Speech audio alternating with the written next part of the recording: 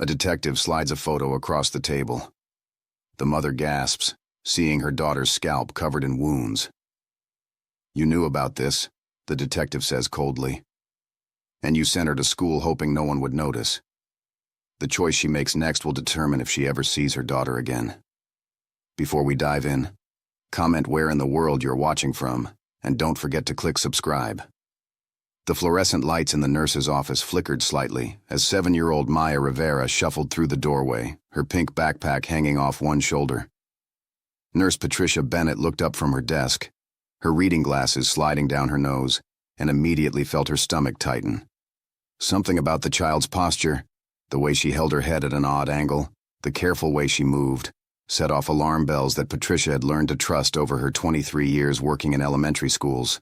"Good morning, sweetheart," Patricia said, keeping her voice gentle and warm despite the concern already building in her chest.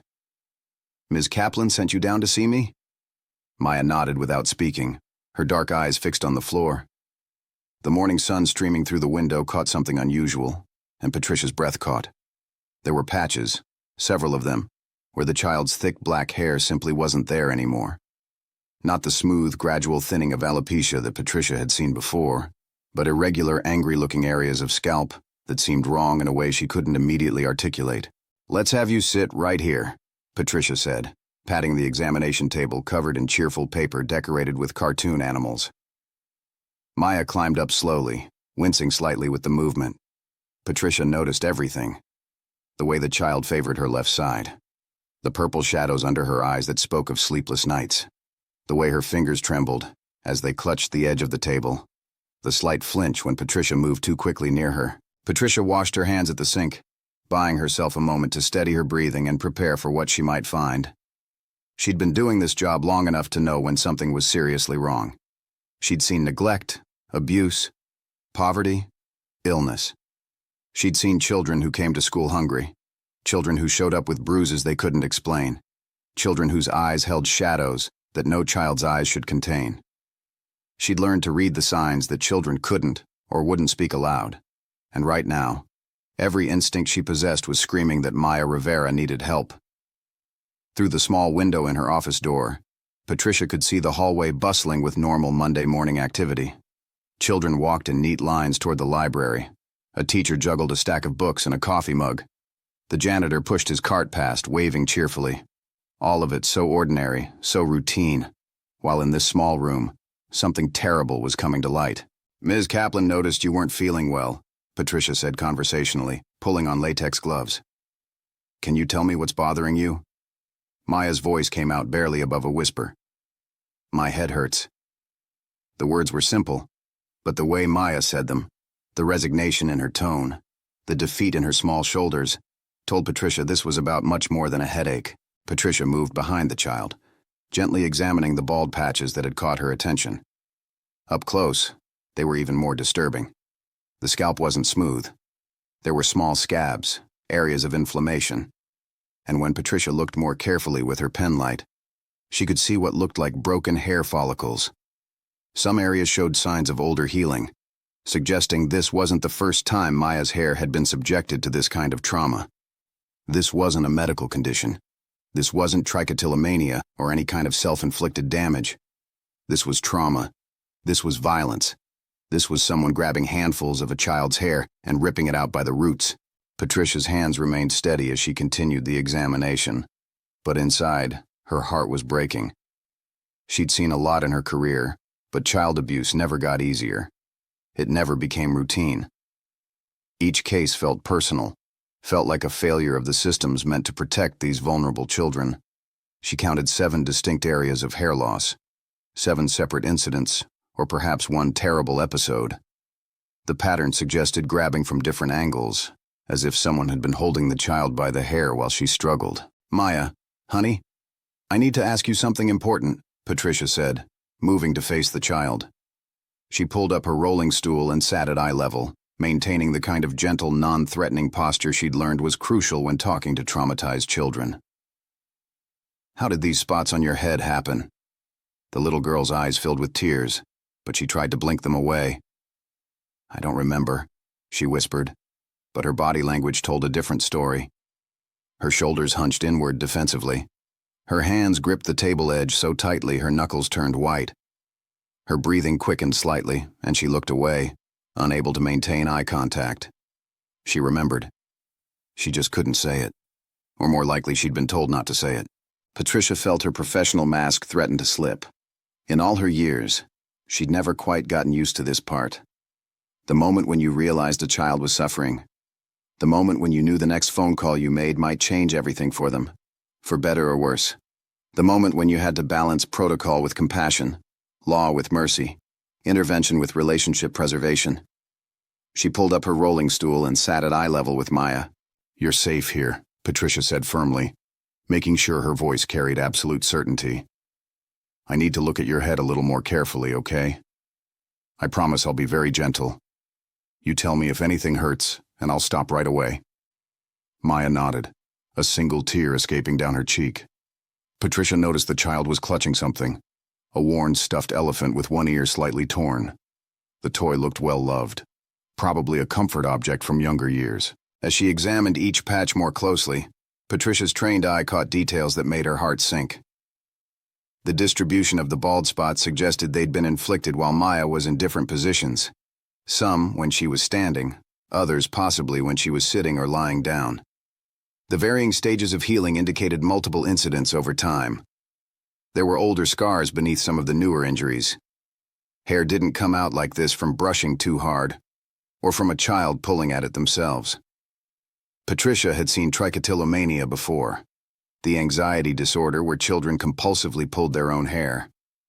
That created a different pattern, usually concentrated in areas easy for the child to reach, with uniform stages of hair loss. This was forceful. This was violent. This was someone grabbing handfuls of a 7-year-old's hair and ripping it out, probably during fits of anger or as a form of punishment.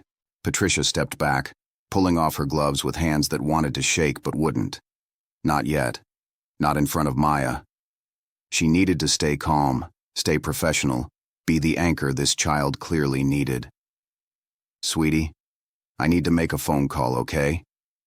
But I want you to stay right here with me. You're not in any trouble. I just need to talk to some people who can help." Her voice was steady, reassuring. The voice of someone who'd done this before and knew exactly what needed to happen next. Maya's eyes widened with something that looked like fear mixed with relief. "Are you going to call my mom?" The question hung in the air between them, heavy with meaning.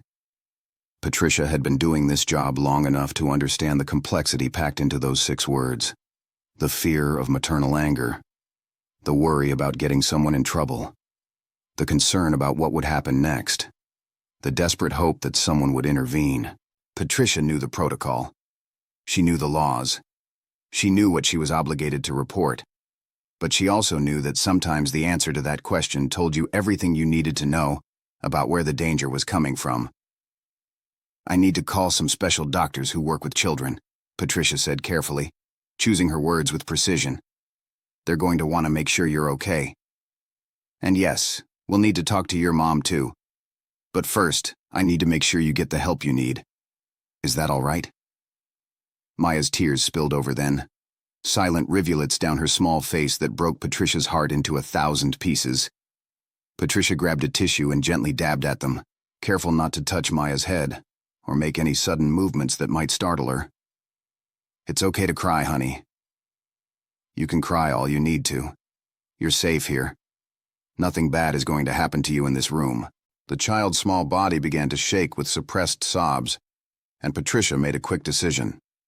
She sat on the examination table next to Maya, not touching her but being close, being present, being the safe adult this child so desperately needed.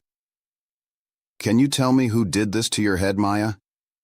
I need to know so I can keep you safe."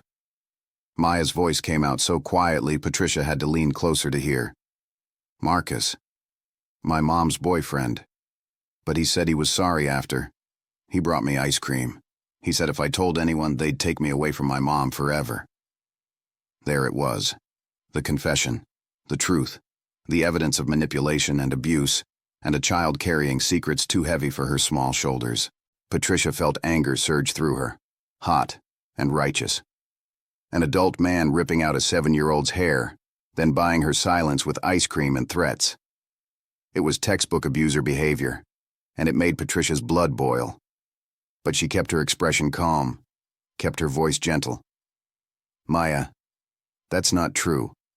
Nobody is going to take you away from your mom forever. What Marcus told you was wrong. When grown-ups hurt children, we have to tell other grown-ups who can help. That's the law, and it's the right thing to do. 48 hours earlier, on Saturday morning, Maya had woken to the sound of shouting. Her mother Sophia's voice, high and defensive, clashed with the deeper rumble of Marcus Hayes, her boyfriend of 8 months. Marcus had moved in 3 months ago, bringing with him a duffel bag of clothes, a collection of tools, and a temperament that shifted like weather. Some days he was fun, playful even, throwing Maya in the air and catching her while she giggled. Other days he was a storm cloud, dark and dangerous, filling the small apartment with tension so thick Maya felt like she couldn't breathe properly. She'd stayed in bed that morning, covers pulled up to her chin, clutching her stuffed elephant, Mr. Trunks. Her father had given her the elephant before the divorce, before he'd moved across the country for work, and his visits had become irregular phone calls and birthday cards with $20 bills inside.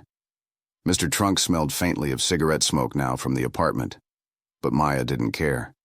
He was her last physical connection to the time when her family had been whole, when home had felt safe. The apartment walls were thin, and she could hear every word even though she wished she couldn't. Her mother was crying now, apologizing for something. Maya didn't know what. There was always something.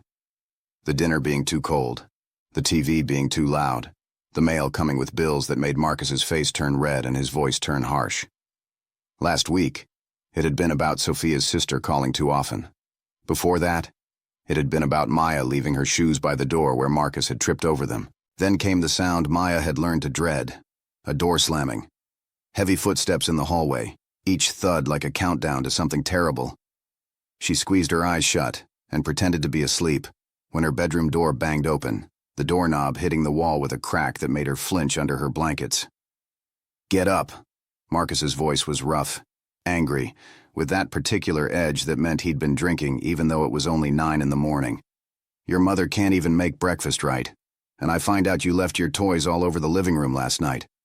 What did I tell you about that?" Maya scrambled out of bed, her heart pounding so hard she could hear it in her ears. "I'm sorry. I forgot. I'll clean them up right now."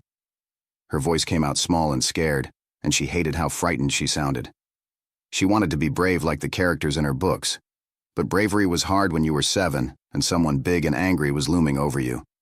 But Marcus was already in the room, his large frame blocking the doorway, blocking her escape. He'd been drinking. She could smell it even from across the room, that sour smell that meant danger, that meant unpredictability, that meant his anger could explode over anything or nothing at all. His work boots were still on, tracking mud across her carpet. His face was red, the way it got when he was really mad. Sophia appeared behind him, her face pale and tear-streaked, her hands twisting together nervously. "Marcus, please. She's just a child. I'll clean up the toys. Let her get dressed for the day. We can all calm down and have breakfast together." Her voice had that pleading quality that Maya had heard more and more over the past few months, that desperate attempt to diffuse situations that seemed designed to explode. Marcus whirled on her, and for a moment Maya was afraid he might hit her mother. He'd gotten close before, raising his hand and then lowering it at the last second, leaving Sophia flinching and crying, but unmarked. "You're too soft on her. That's the problem. That's why she doesn't respect me, doesn't respect this household. She needs discipline. She needs to learn respect. My father would have taken a belt to me for less than this." Sophia's voice dropped to barely above a whisper. "Your father sent you to the hospital twice before you were 10. You told me you never wanted to be like him. It was a brave thing to say. Probably too brave." Marcus's face went from red to almost purple, his hands clenched into fists at his sides. What happened next would replay in Maya's mind for weeks afterward, in nightmares that woke her crying, in moments during school when she'd zone out and find herself back in that bedroom. Marcus had grabbed her arm, his fingers digging in hard enough to leave bruises that would fade to yellow-green over the next week. He pulled her toward the living room where a few plastic toys were scattered on the floor. Her toy kitchen set, some plastic food, a doll with tangled hair. Nothing excessive, just the normal detritus of a child who'd been tired the night before and had gone to bed before cleaning up. Pick them up. Now. His voice was low and dangerous. Maya had scrambled to obey, her hands shaking as she gathered the toys. But it wasn't fast enough. Nothing was ever fast enough when Marcus was angry. She wasn't moving with enough urgency. She wasn't showing enough remorse. She dropped a plastic apple and it rolled under the couch, and that small mistake was somehow the last straw. He'd grabbed her by the hair, pulling her upright with such force that Maya felt like her scalp was on fire. When I tell you to do something, you move faster. Do you understand me? The pain had been immediate and shocking, unlike anything Maya had experienced before. She'd cried out, an involuntary sound of pain and fear, and that had only made him angrier. Don't you dare scream in my face. He'd shaken her by the hair, and Maya had felt strands ripping away from her scalp, heard a sound like tearing fabric that she'd later realize was her own hair being torn out by the roots. The pain was so intense she couldn't breathe, couldn't think, couldn't do anything but cry and try to pull away, which only made it worse. Her mother was there, pulling at Marcus's arm, begging him to stop. You're hurting her. Marcus, please. She's just a baby. But he hadn't stopped. Not right away. He'd held on for what felt like forever, but was probably only 10 or 15 seconds, shaking Maya like she was a rag doll, his anger needing an outlet and finding it in the most vulnerable target available. When he finally released her, shoving her toward the couch where she collapsed, sobbing and holding her head, the anger seemed to drain out of him as quickly as it had come. He stood there, breathing hard, looking at his hands like he didn't recognize them. Sophia had gathered Maya up immediately, rocking her, whispering apologies that couldn't undo what had happened. I'm sorry, baby. I'm so sorry. It's okay. You're okay. It's over now. But it wasn't okay. And Maya knew it even through the pain and fear. She could feel blood on her scalp where the hair had been torn out. She could feel her mother's tears falling on her face. She could hear Marcus leaving, the front door slamming behind him, his truck starting in the parking lot below. Later that day, after Marcus had left to go to his friend's house to watch football, after the apartment had grown quiet with that terrible silence that follows violence, Sophia had tried to assess the damage. She'd taken Maya into the bathroom, the bright lights revealing the full extent of the injury. There were bald patches, irregular areas where the hair was simply gone. Some spots were bleeding slightly. Others showed red, inflamed scalp. Sophia's face had crumpled when she saw it, really saw it in the harsh bathroom light. Oh, baby. Oh, my sweet baby. What has he done to you? She'd gotten ice, wrapped it in a clean washcloth, pressed it gently to Maya's scalp. She'd found antibiotic ointment in the medicine cabinet and dabbed it carefully on the worst spots. She'd whispered promises that it would be okay, that she'd talk to Marcus, that this wouldn't happen again. He didn't mean it, sweetheart. He was just so angry, and he didn't know his own strength. Men are like that sometimes. They get frustrated, and they don't realize how rough they're being. But Sophia had been making those promises for months now, each incident followed by the same script. Marcus didn't mean it. Marcus was under stress. Marcus had a hard childhood. Marcus would do better. The promises were starting to sound hollow even to Maya's 7-year-old ears. She'd sat silently while her mother tended to her injuries, Mr. Trunks clutched in her lap, and wondered if this was what families were supposed to be like, if other children's mothers made excuses for men who hurt them, if other children learned to walk quietly and speak softly and become invisible to avoid triggering anger. Sunday had passed in a strange, quiet tension. Marcus had returned in the evening, subdued and apologetic. He'd brought Maya ice cream, her favorite flavor, cookies and cream. He'd sat on the couch next to her while she ate it, his large hand patting her shoulder in what was probably meant to be a comforting gesture but felt more threatening than reassuring. I'm sorry I was so rough with you, kiddo. I didn't mean to hurt you. Sometimes I just get frustrated when people don't listen, you know. But that wasn't right. I shouldn't have grabbed you like that. Maya had nodded. eating her ice cream slowly, mechanically, tasting nothing. She'd learned that accepting apologies made things easier, made the tension dissipate faster, let everyone pretend things were normal again. "It's okay," she'd whispered, because that's what she was supposed to say. That's what made the adults feel better. Marcus had smiled, relief evident on his face. "That's my girl. We're good then. This stays between us, right? No need to worry your grandma or tell your teachers. They wouldn't understand. They'd just cause problems for your mom. Maybe even try to take you away from her. You don't want that, do you?" Maya had shaken her head, fear clutching at her chest. The thought of being taken away from her mother was terrifying, even more terrifying than Marcus's anger. Sophia had styled Maya's hair carefully that evening, combing it over the bald patches, using clips and barrettes to hide the worst of it. Her hands had trembled as she worked, and Maya could see fresh tears on her mother's cheeks. "We don't need to tell anyone about this," Sophia had said softly, repeating Marcus's message. "It was an accident. People wouldn't understand. They might try to take you away from me, and I couldn't bear that. You understand, don't you, sweetie?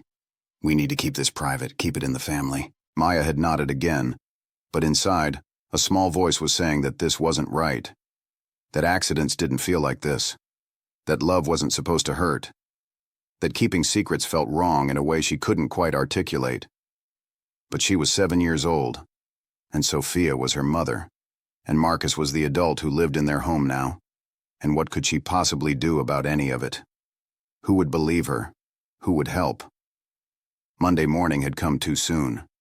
Maya had hoped to stay home, complained of a headache that wasn't entirely a lie, but Sophia had to work. Her job at the medical billing office didn't offer sick days, and they couldn't afford for her to miss work. Marcus had already left for his construction job before dawn. There was no one to stay with Maya, and so she'd been sent to school with her hair carefully arranged and strict instructions not to let anyone touch her head or ask questions about her hair. "Remember," Sophia had said, kneeling in front of Maya at the door, straightening her jacket with hands that shook slightly. "If anyone asks about your hair, you tell them you were playing rough with kids at the park and someone pulled it by accident. Just a game that got too rough. Okay?" Maya had nodded, her stomach churning with anxiety and the weight of the lie she was being asked to carry. The morning at school had been difficult. Maya moved through her routine on autopilot, hung her backpack on her hook, found her seat, pulled out her homework. But she'd been distracted, her head still tender, her heart still heavy with secrets.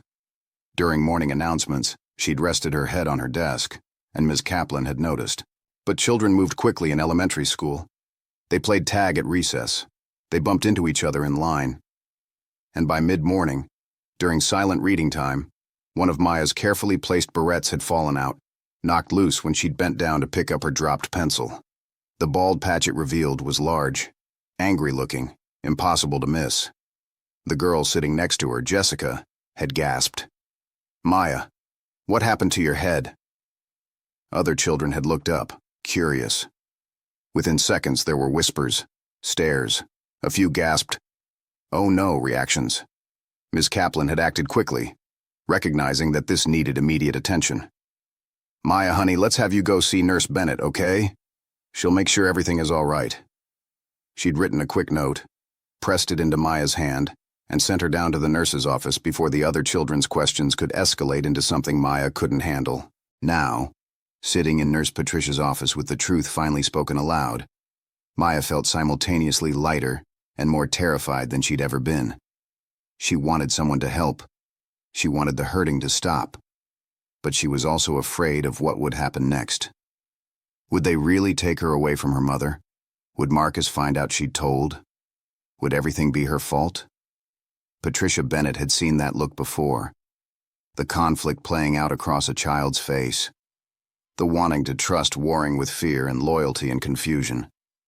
She pulled out her phone, making sure Maya could see exactly what she was doing. Transparency mattered. Children who'd been hurt needed to know they weren't being tricked or lied to anymore. "Maya, I need you to know something very important," Patricia said, her voice steady and sure. "What I'm seeing on your head isn't something that happened by accident. Someone hurt you. And my job, the most important part of my job, is to keep children safe. So I'm going to call 911 now, and I'm going to tell them that you need help. Medical help and protective help. Do you understand? Maya's tears came harder now, her small body shaking. He'll be so mad, she whispered. He said if I told, he'd know. He said he always knows. It was the kind of threat abusers made, the kind that kept children silent long after the immediate danger had passed, the kind that gave the abuser power even when they weren't physically present. Who will be mad, sweetheart? Patricia asked gently, though she already knew the answer. Marcus. He'll know I told, and my mom will be upset with me for not keeping the secret. The words tumbled out now that the dam had broken. All the fear and confusion and guilt that had been building for months. Patricia felt her jaw tighten with anger, but she kept her voice calm and reassuring. Maya, listen to me very carefully. Marcus is the person who hurt your head, right? Maya nodded miserably. He got angry. I left my toys out. I wasn't fast enough cleaning them. He didn't mean to hurt me so bad. He said he was sorry after. He brought me ice cream and said we were good. Patricia wanted to say so many things in that moment. She wanted to tell Maya that adults who loved children didn't rip their hair out over toys left on the floor. That sorry didn't undo trauma. That ice cream wasn't apology enough for violence. That this wasn't Maya's fault. Would never be Maya's fault. Could never be Maya's fault no matter what anyone told her. But there would be time for those conversations later. Time for therapy and healing, and rebuilding this child's sense of safety and self-worth. Right now, she needed to make the call. She dialed 911, keeping her voice calm and professional even though her hands had started to shake slightly with adrenaline and righteous anger. This is Patricia Bennett, school nurse at Riverside Elementary School.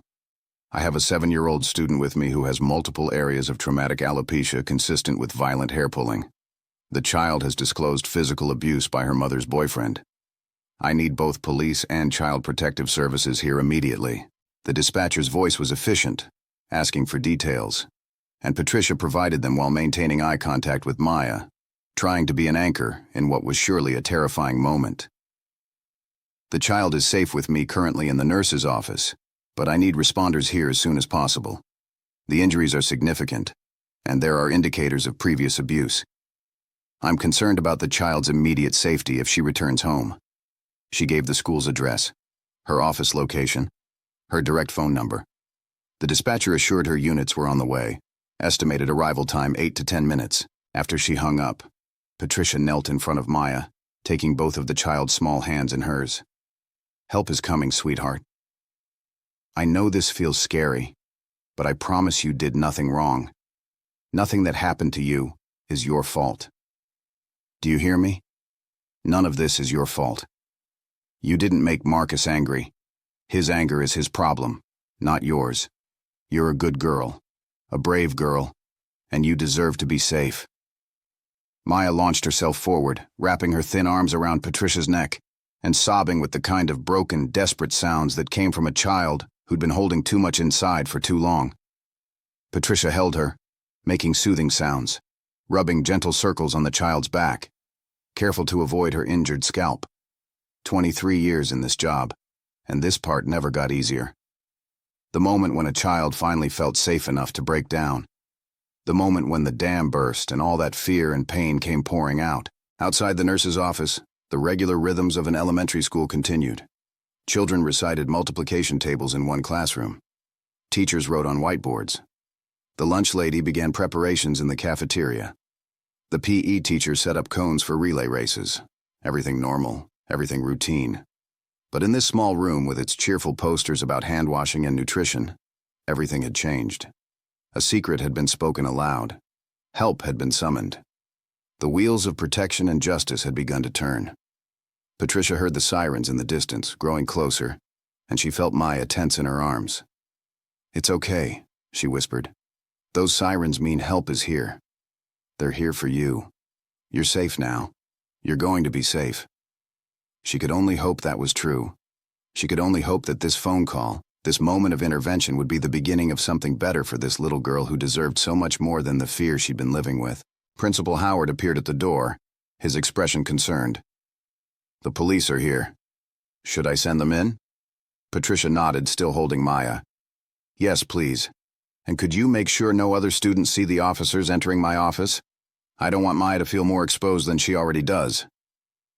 The principal understood immediately, stepping back to coordinate the arrival of the responders. Maya's small voice broke the brief silence. "What happens now?" Patricia pulled back slightly, looking into the child's frightened eyes. "Some very kind police officers and social workers are going to come talk to you. They're going to ask you some questions, and they're going to make sure you're okay. I'll be right here with you the whole time if you want me to be." Maya nodded, gripping Mr. Trunks tighter. "I want you to stay." The sound of footsteps approached, professional and purposeful, and Patricia took a deep breath. This was it. The moment when Maya's disclosure would transform from a private conversation into an official investigation. The moment when the machinery of child protection would begin its work. The moment when everything would change for this little girl and her family. Patricia squeezed Maya's hand one more time, silently promising to be the steady presence this child needed as the difficult next steps unfolded. Detective Laura Chen arrived at Riverside Elementary within 12 minutes, accompanied by Jennifer Morrison from Child Protective Services and 2 uniformed officers. Principal Howard met them in the main office. "Nurse Bennett is with the child. The mother hasn't been contacted yet." Laura nodded. "Good. Let's assess the situation first." Patricia opened the door before they could knock. The little girl sat on the examination table, clutching a worn stuffed elephant, her eyes red-rimmed. "This is Maya Rivera," Patricia said quietly. "Maya, these people are here to help you." Laura pulled up a chair, sitting at eye level. "Hi, Maya. I'm Detective Chen. This is Miss Morrison. Is it okay if we talk?" Maya looked to Patricia, who nodded. "Okay," Maya whispered. The story came out in fits and starts. Marcus's anger, the toys on the floor, the grabbing and pulling, the pain, the fear, the threats to keep quiet. Jennifer took notes. "Maya, do you feel safe going home today?" The little girl's eyes widened. "I don't want Marcus to know I told. He'll be so angry." Laura leaned forward. "You didn't do anything wrong. Marcus is the one who did something wrong." Patricia spoke up. "I've documented at least 7 distinct areas of traumatic alopecia. Some show signs of healing from previous incidents." Across town, Sofia Rivera's phone buzzed. "Mrs. Rivera, this is Principal Howard. We need you to come to the school immediately." Sofia's heart dropped. When she arrived, police cars were in the parking lot. Sofia was led to a conference room where Laura and Jennifer waited. "Mrs. Rivera, Maya came to school today with significant injuries. Hair has been forcibly removed. Maya disclosed that your boyfriend, Marcus Hayes, did this on Saturday." Sofia felt the blood drain from her face. "It was an accident. He didn't mean to hurt her." Laura's expression hardened. "Ripping out a child's hair is not an accident. You knew about this and didn't report it." The weight of what she'd done crashed over Sofia. Jennifer spoke firmly. "Your daughter is not safe with Marcus Hayes. We're pursuing criminal charges. The question is whether Maya is safe in your care." Sofia's head snapped up. "You can't take my daughter away." Laura leaned forward. "You didn't protect her. You covered it up. Are you willing and able to protect Maya going forward?" Sofia nodded frantically. "I'll leave him today. I'll go stay with my mother. Please don't take Maya." Jennifer made notes. "You will obtain an emergency protective order today. You will not return to the apartment. You will cooperate fully. You will participate in counseling." Sofia agreed to everything. Officers found evidence at the apartment. Marcus was arrested that evening. Laura conducted the interrogation. Marcus's story shifted repeatedly. The evidence was overwhelming. By evening, Sofia sat in her mother Rosa's apartment. "Mija, you're doing the right thing now," Jennifer called. "The protective order is in place. You're cleared to see Maya with conditions. Weekly check-ins for 6 months. Counseling. No contact with Marcus Hayes." Sofia arrived at the school with Rosa. Maya ran to her mother, both crying. "I'm so sorry, baby. I should have protected you." Maya clutched her mother. "Are we going back?" Sophia looked her daughter in the eyes. "We're never going back. We're staying with Grandma. Marcus can't come near us. You're safe now." That night, Maya lay in bed with her mother beside her. "Mama, will my hair grow back?" Sophia's throat tightened. "Yes, baby. It will grow back." 3 weeks later, Maya sat in Dr. Ellen Reeves's office for her weekly therapy session. Dr. Reeves had created a safe, welcoming space with soft lighting, comfortable chairs, and shelves full of toys and art supplies that children could use to express feelings they couldn't always articulate. "How was school this week?" Dr. Reeves asked, her voice gentle and encouraging. Maya considered the question carefully, picking at the stuffed bear in her lap. "It was okay. Better than last week. I wore the purple headband Grandma Rosa bought me, the one with little stars on it. My friend Jessica said it looked really pretty, and she wants one just like it." Dr. Reeves smiled warmly. "That's wonderful, Maya. It sounds like Jessica is a good friend." "She is," Maya agreed. "She doesn't ask questions about what happened. She just treats me normal. Some of the other kids still stare sometimes, but most of them are nice now. The principal talked to all the classes about being kind and not making assumptions about people." Dr. Reeves made a note. "And how does it feel when kids stare?" Maya thought about this. "It used to make me want to hide. But now I just think that they're curious. And that's okay. Dr. Reeves says curiosity isn't mean, it's just human." She smiled slightly. "That's what you always say." Dr. Reeves nodded. "That's right. And you're learning to see the difference between curiosity and cruelty. That's a very mature thing to understand." "And how are things at Grandma's house?" Dr. Reeves asked, shifting to another topic. Maya's face brightened immediately, the way it always did when she talked about her new home. "Really good. Grandma Rosa makes pancakes every Sunday morning, and she lets me help. She taught me how to flip them without making a mess. Well, without making too much of a mess." She giggled. "Last Sunday I got batter on the ceiling, but Grandma just laughed." Dr. Reeves laughed too. "That sounds like a wonderful memory. What else do you like about living with Grandma?" Maya settled back into the chair, more relaxed now. "My room has these star stickers on the ceiling that glow in the dark. When I turn off the lights, it's like having my own private galaxy. And Mama tucks me in every night now. She never misses it, even when she has class." "Your mom is going to school?" Dr. Reeves asked. Maya nodded proudly. "She's taking business classes at the community college. She says she wants to get a better job so we can maybe get our own apartment someday. But Grandma says we can stay as long as we want. I like it there. It feels safe." They talked about the nightmares, which were becoming less frequent but hadn't disappeared entirely. "I had one 2 nights ago," Maya admitted quietly. "The same one where Marcus finds me and takes me back to the apartment. But this time in the dream, I remembered that he can't do that because there's a protective order. Even in my dream, I knew I was safe. And then I woke up, and Mama was there because she heard me crying, and she stayed with me until I fell back asleep." Dr. Reeves made notes. "That's actually progress, Maya. Your brain is starting to remember, even in dreams, that you're protected now. That's your mind healing itself." They talked about the anger Maya sometimes felt, waves of it that would hit her unexpectedly. "Sometimes I get so mad at Mama for not leaving sooner," Maya confessed. "And then I feel bad because she's trying so hard now." Dr. Reeves leaned forward. "It's okay to feel both things at once. You can be angry about the past and grateful for the present. Those feelings don't cancel each other out. They're both real, and they're both valid. Have you told your mom how you feel?" Maya shook her head. "I don't want to hurt her feelings. She cries a lot already. Part of healing for both of you is being honest," Dr. Reeves said gently. "Your mom needs to know how you feel, and she needs to learn to hear it without falling apart. That's part of her growth too.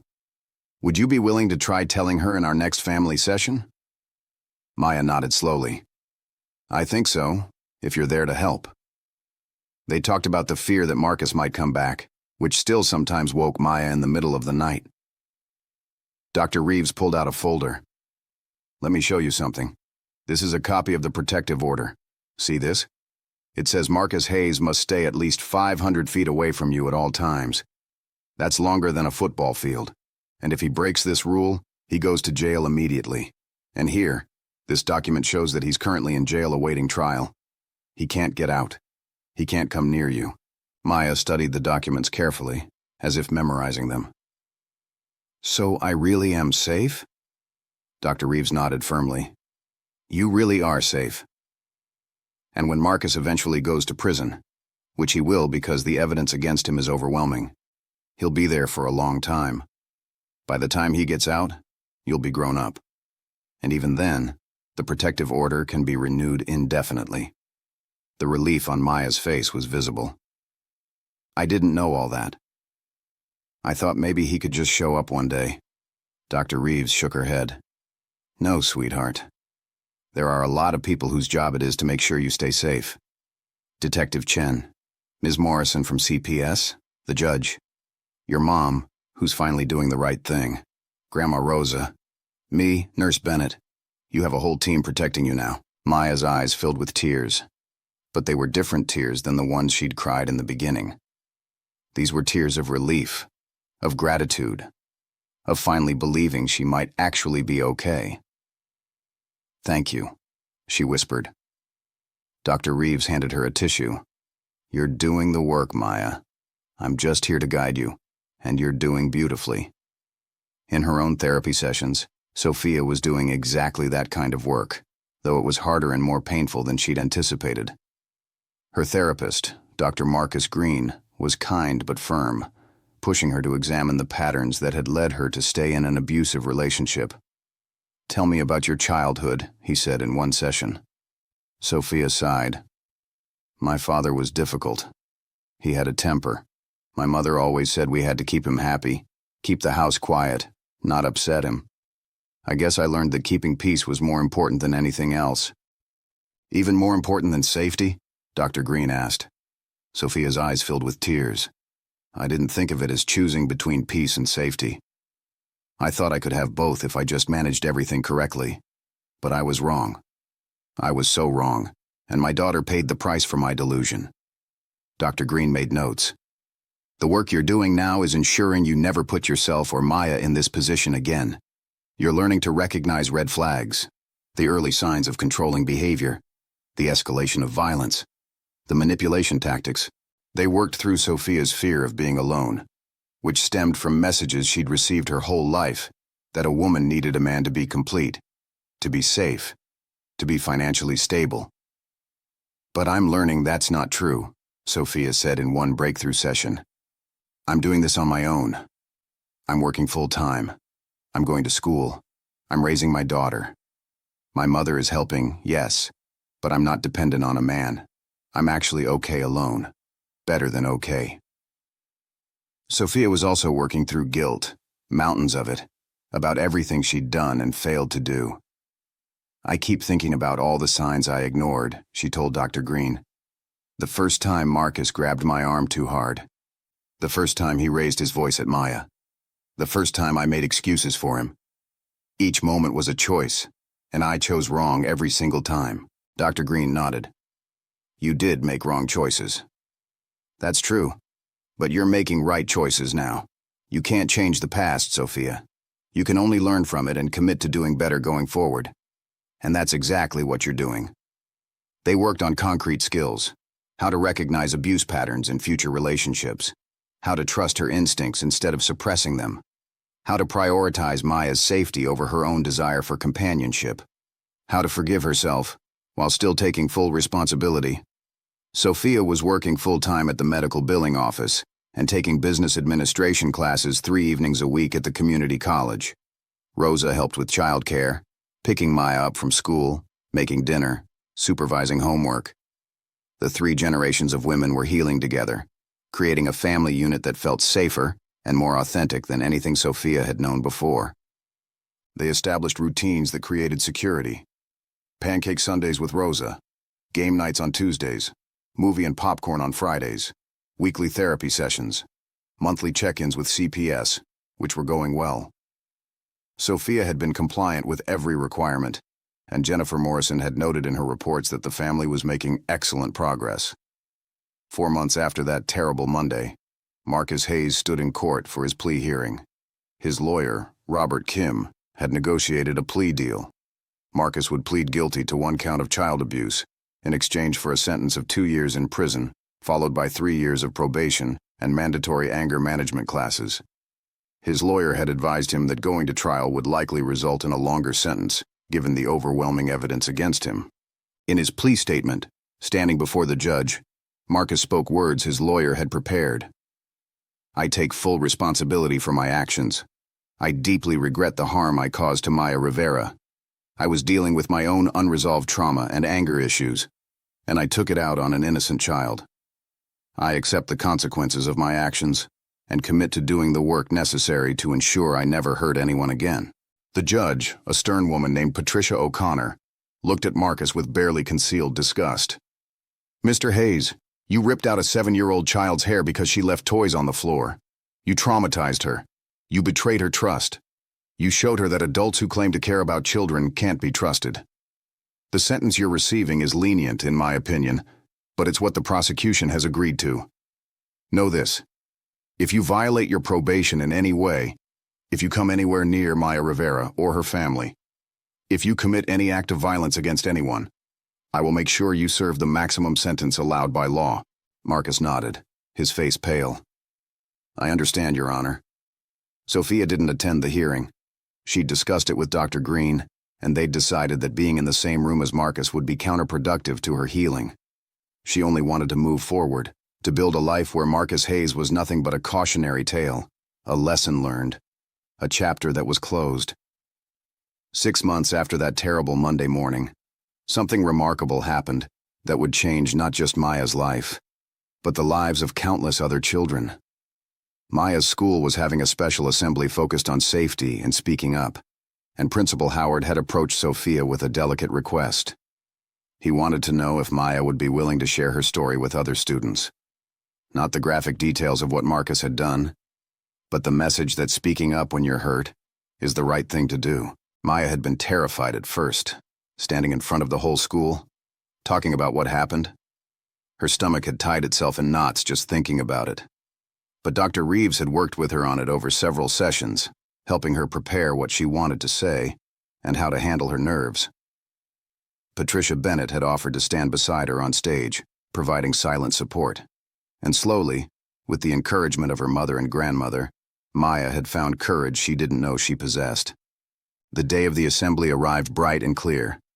The gymnasium was packed with every student from kindergarten through 5th grade sitting on the floor in neat rows. Teachers lined the walls. Parents had been invited, and the bleachers were full. Sophia and Rosa sat in the front row, holding hands so tightly their fingers were white. Sophia's heart was pounding. She was so proud of her daughter, but also terrified that this might be too much, that Maya might break down, that the other children might be cruel. Maya stood backstage with Patricia, Miss Kaplan, and Principal Howard. She wore her favorite purple dress, the one Rosa had bought her for special occasions.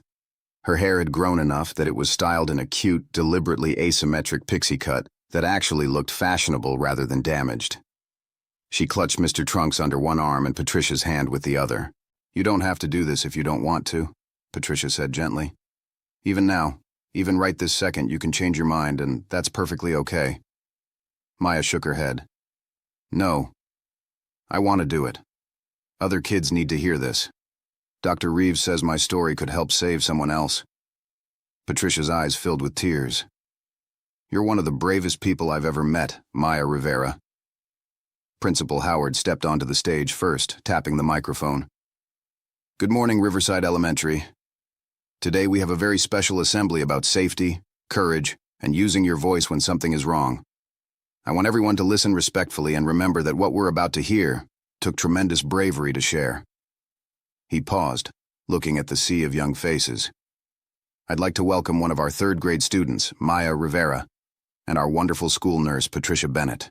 Maya walked onto the stage, her legs shaking slightly. The gymnasium was so much bigger when you were standing in front of it instead of sitting in it. Hundreds of eyes were on her. She could hear whispers, could feel the weight of everyone's attention. But then she saw her mother in the front row, tears already streaming down Sophia's face, and Rosa beside her, nodding encouragement. She saw Miss Kaplan giving her a thumbs up. She saw Patricia standing just behind her, close enough to reach if Maya needed her. Maya stepped up to the microphone.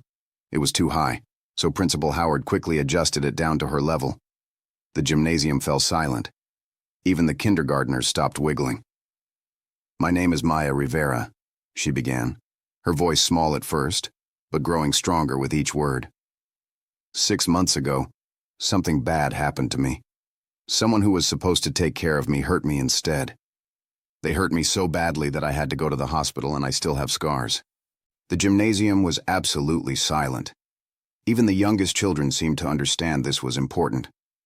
Maya took a breath, remembering what Dr. Reeves had taught her about pausing when she felt emotional. "I was really scared to tell anyone because I thought it would be my fault, or that no one would believe me, or that something worse would happen if I told.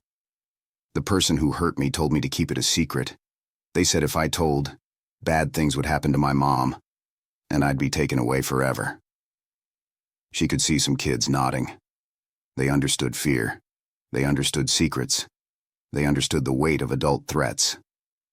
"But there's someone at this school who saved my life." Nurse Bennett saw that I was hurt, and she didn't ignore it. She didn't pretend everything was fine. She asked me questions. She listened to me. And she called people who could help me. Maya turned to look at Patricia, who had tears streaming down her face. "She made me safe when I couldn't make myself safe." Maya turned back to the audience. "I want everyone here to know that if someone is hurting you, it's okay to tell. It's not your fault. You're not bad for telling. Telling is the brave thing to do." Her voice was strong now, clear, ringing through the gymnasium. "My hair got ripped out. You can see where it grew back different. I have this cool haircut now because of it." She smiled slightly, touching her asymmetric pixie cut. "For a long time I was embarrassed about it. I thought everyone would make fun of me. But you know what? My hair's like a badge now. It shows that I survived, that I spoke up, that I was brave enough to get help." The applause started slowly, then built like a wave crashing on a shore. Students were clapping. Teachers were wiping their eyes. Parents were standing. Sophia was sobbing openly, so proud of her daughter she could barely breathe. Rosa wrapped her arm around Sophia's shoulders, both of them watching this remarkable little girl who'd transformed her pain into power.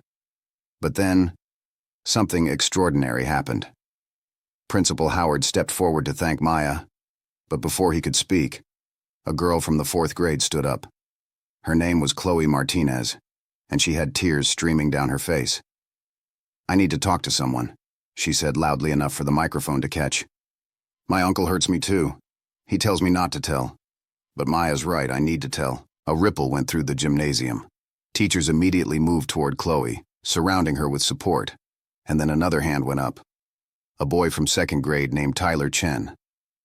"My babysitter hits me when my parents aren't home. She says if I tell, she'll say I'm lying and I'll get in trouble." Another hand. A 5th grade girl. Another. A 1st grade boy. What Maya had done, what she had been brave enough to do, had opened a door for other children who'd been suffering in silence. By the end of that assembly, 7 more children had come forward with their own stories of abuse. 7 more children who'd been inspired by Maya's courage to speak up. 7 more children who might now be saved because one little girl decided that her voice mattered. Principal Howard, overwhelmed but springing into action, called for teachers to escort each child who'd spoken up to a private room where counselors were waiting. Parents were being contacted. Police were being called. The machinery of child protection that had worked for Maya was now being activated for 7 other children. And it had all started because Maya had been brave enough to share her story. That evening, the local news station called Rosa's apartment.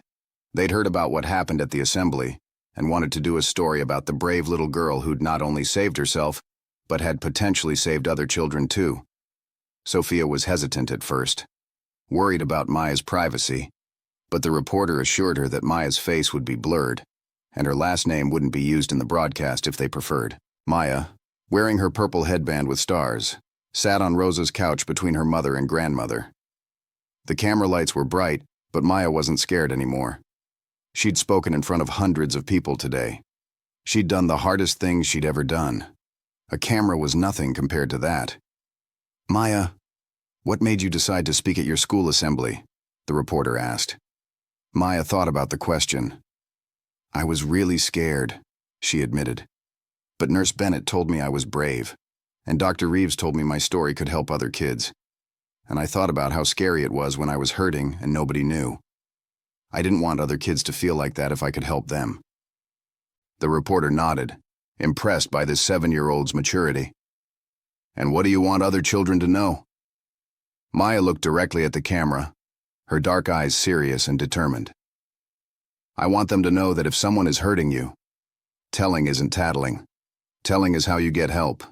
Telling is how you get safe.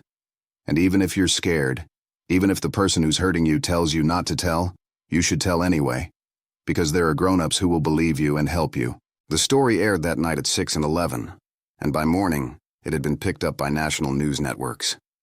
Maya's story, with her face blurred to protect her privacy but her message clear and powerful, went viral. People across the country were talking about the importance of believing children, of being observant like Patricia Bennett, of having the courage to speak up like Maya had. Thousands of people shared the video.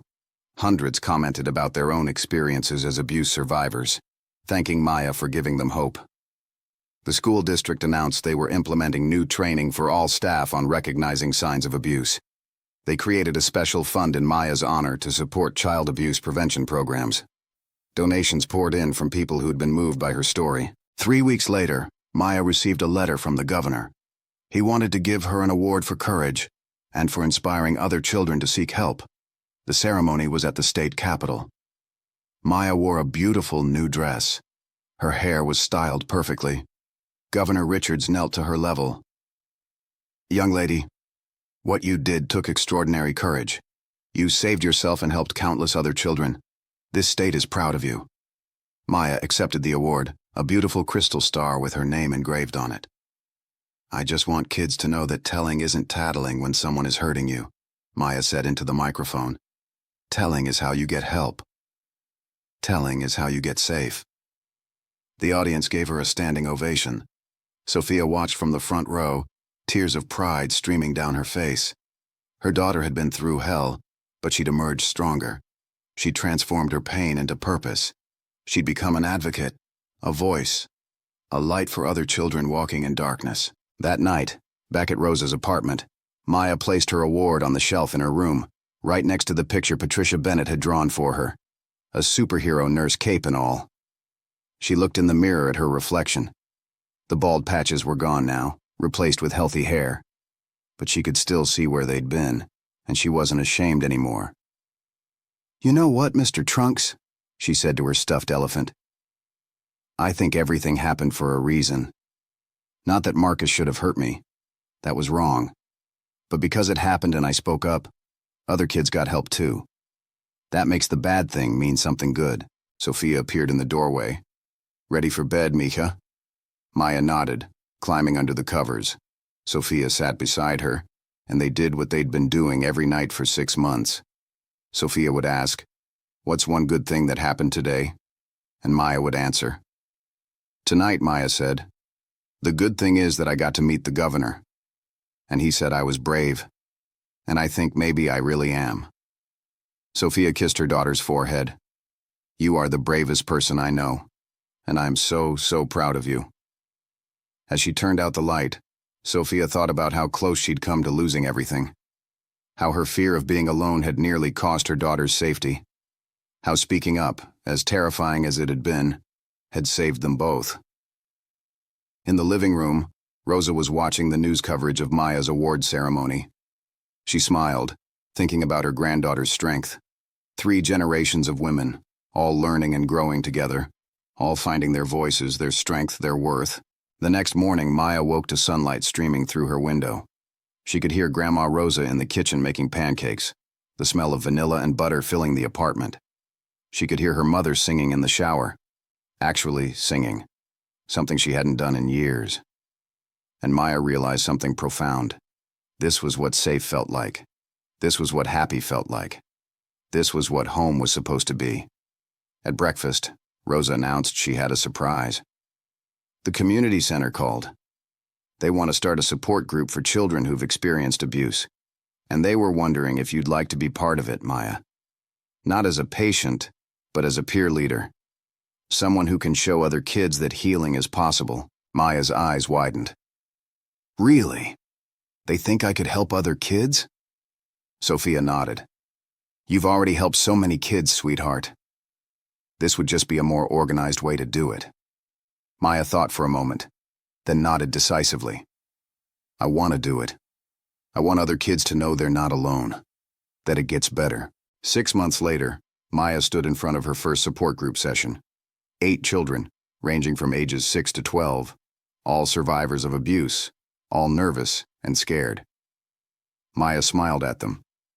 Hi, my name is Maya, and I know exactly how you feel. But I also know something else. I know that you're brave for being here. I know that things can get better. I know that you deserve to be safe and happy.